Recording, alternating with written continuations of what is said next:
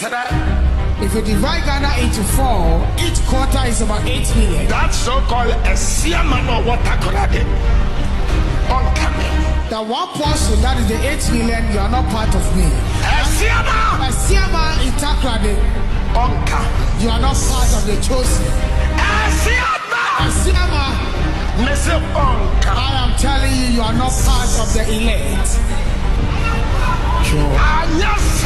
Other than that, I am the only one that I'm mentioning his name. For the rest, share social media no so and bebre try say wabema opani Adom Kyei bia ehun sasem a work no enya no kore me ne sa afo no eya adwen na me me voice ka ho say opani na sam a work no emfa ne kwam ba bia me ne mo respond no bebre enya adwen ene atembidie a mo didi papa no eno ena ne bloggers no Steve Media ene OB4 TV ase ho no omo ntena se ensia de ehunu sa enchichemu no so obi ene onya adwen a eno nchisa atembidie wo mo a comment ewo opani Adom Kyei bia the 500 years to come ye de nanim ebe Yesu Kristo anim no I disagree with opani Adom Kyei bia strongly but I cannot insult him and therefore so ye Kristo ni a nessa asem we also disagree with papa no a ehu hia so did not use Bible no said na me no ubetimi aka say from other sources are nim which is not the Bible no say let here because ubegina on now say king ye wo no na obaka no ebelso na ye wo na obaka no the Bible na eno ye the manual for me the Christian no says otherwise enti me ka kire wo say e ya to na wotwa me nya wo na mo me pa kire wo say Bible na ka say e me ne kwa awie ya there will be what we call false teachings there books bebre book bi kwa wo ho na ma yes if onye the first woman your friend the first woman no Lilith and no wo yes Lilith no your born no Adam no your bomb different enti da fam a was men na fam na Adam so and no wo ye wo other books are your form fallen angels in the form the Anunnakis oh sure yes omnom create what the world and no your antichrist preaching.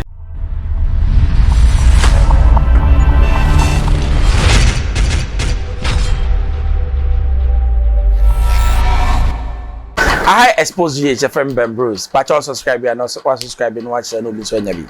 And I say men ameba Adom Kyei. Ya papa Adom Kyei. Na say on answer them no tiemu Asiamah. Meaning say Asiamah Bible nim the quotation be no what there. What tiem say money din bi. Was here Asiamah nim no boni din. Adu de be Asiamah no. Asiamah huni ye. O se Nyankopɔ acheche Ghana mama no. And I am about Asiamah the orphan chosen one ho. They say only the Prince of Peace no. Nyankopɔ so beba no. Yankwa ne ekotie ya papa Adom Kyei in someone oka. If you divide Ghana into 4, each quarter is about 8 million. That's so-called Asiamah or water colade. The one portion, that is the 8 million, you are not part of me. Asiamah Itakrade. You are not part of the chosen. Asiamah. I am telling you, you are not part of the elect. Other than that, I am the only one that I'm mentioning his name. For the rest, it is suitable for me to mention their names. Praise the Lord. Hallelujah. Church of Christ, Asiamah. Yes, Church of Christ, Asiamah. And your first. Today should be your first and your last. But you mention my name in this land of Ghana. Other than that, I will prove to you that yes, I have not come to you. Tell them what betides you. Yes. Yes. Jesus. You're welcome. Amen. Amen.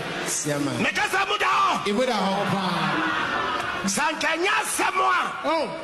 Obutansa wonne no na plot way. Anu guasie. Menkasai. Onkasai amba. Asiamah. I am warning you for the last. Oh yes. Yes.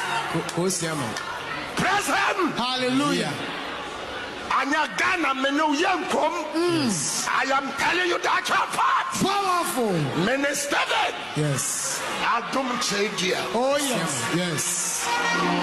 One second, Asiamah. Praise the Lord. Hallelujah.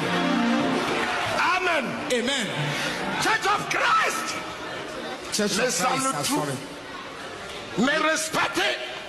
May the Church of Christ. Yes, we are sorry. Emuda wasema upie. Yes, we are sorry. Nanso. Usami Judas wa minyame mo. Yeah.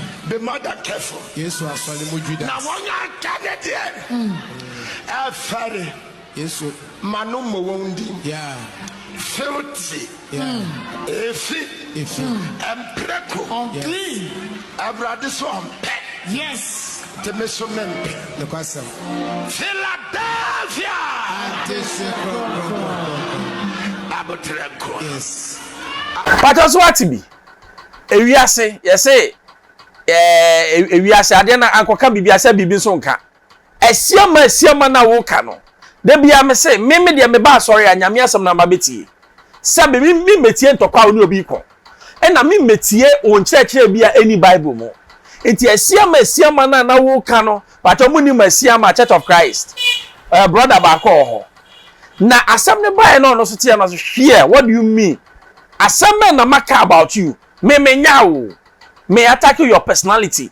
Name asem na wo ka no. Bible mu na wo ka. Enti me wo every right to what? Interrogate what you are saying. Ye go tie nia Asiamah so kan. It looks as if, sir, we Ghana ha no, any parts of the world no. Enipa bi no madwen ayo omo say obeti asore no. Onipa bi a wo right say ote asore. Ye de ani hu a e da di pefe nso say asore atete aye business, big time business. E de ama enipa bebre e wa asase so. Kristo somo a e wo Bible mu no. Enipa ya fa kwa bia so adane no. Ana ye de ani ankasa ye pe. Eni sa wo twe wonua adwen agina Bible so say ade we Bible si say na ye nya na adane entokwa na adane manso. Oba social media iso a asem a agentre ha kese ene opani Adom Kyei bia a ne kasa bi a o kan no de opeso o kire ne say ono ni Yesu a oba e wo ewiase no.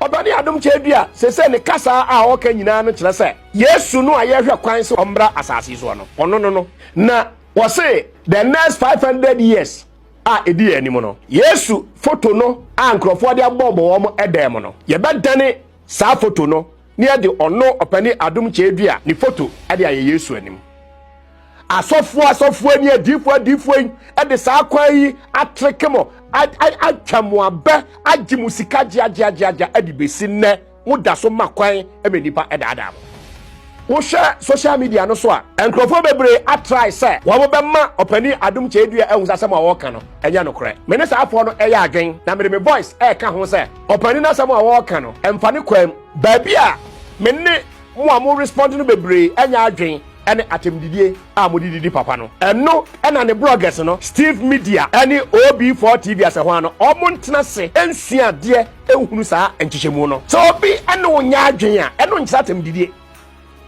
Womo a comment ewo opani Adom Kyei dua the 500 years to come ye de nanim ebe Yesu Kristo anim no. No, I disagree with opani Adom Kyei dua strongly, but I cannot insult him. And therefore, so ye Kristo ni a nessa asem we also disagree with papa no a ehu hia so didi natam. Use Bible no said ye na me no eyi.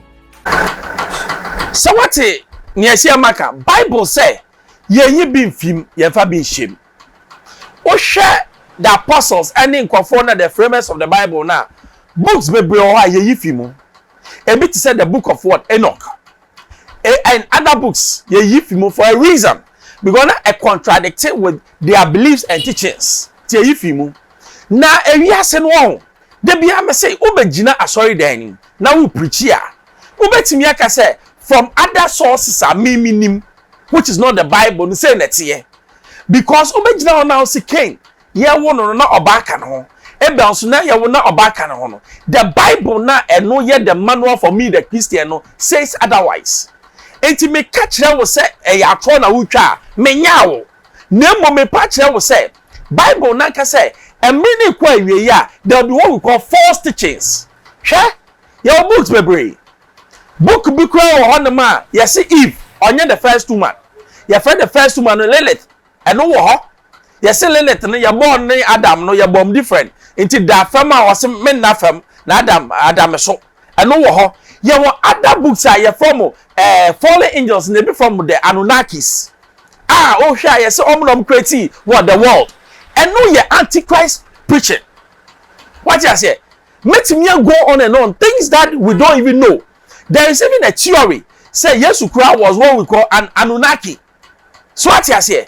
But say back Christo sumu any sabi yejidi ya ade bako pen na yejidi say Yesu echi eni nanim obi ani ho.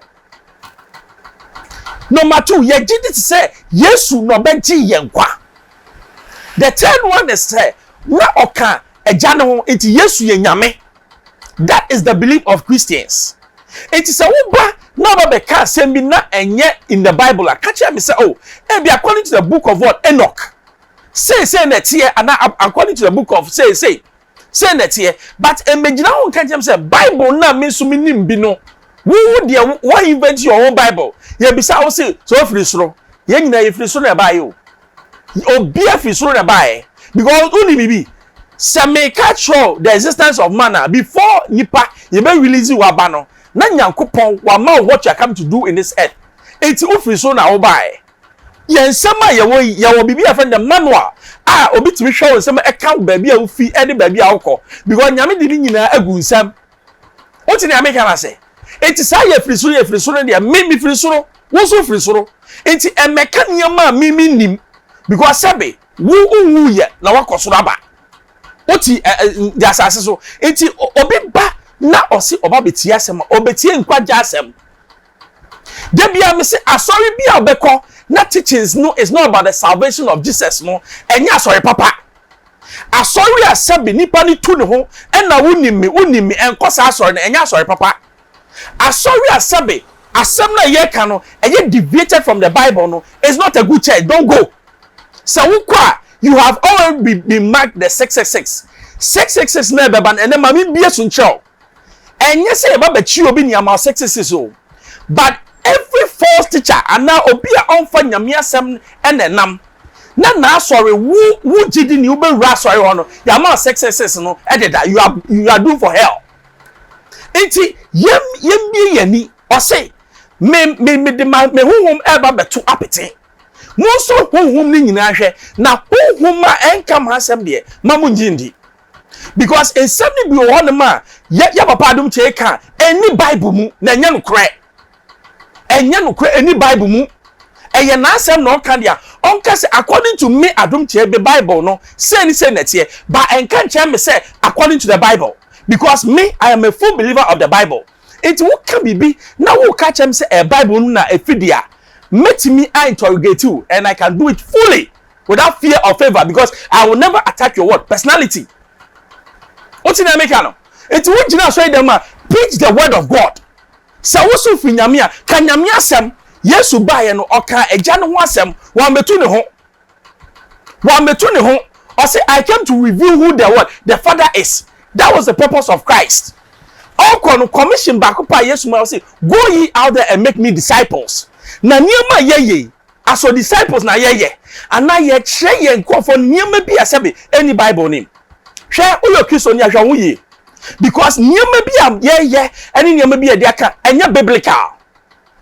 Yesu say mundi machi na munye niema meye na niema as ena asofo bi ye eye nia Yesu ye ya na wo a wutie mi na wo hwe me Sunday wakotena so dem a sa wo de wokotena Bible kura wonfa anko because ugidie ni say sofo ni okay bi ya no enokre mama ka bibi cho sofo no oyinipa ti se me ne wa otimi fom bi kura de no ka no onti ase nyeti a yam obi a Bible ne say ukona sabe osofo ne ka ukofie na ukosu che Holy Spirit say bi ma dwim na me hu ni yie eno na nyankopon mema what inciting word knowledge sabe ya mosofo ko ne ya momeko se enya sa de na asofo atwofo na ba no ye nni omachi na wo a wudi achi a wokọ nsori a ye nkyere nyame ensam ne de wone bo nsam jam mobom me ka kire wo Xposed ye chefam bambro so sham na from ya mɛgye osoma no asi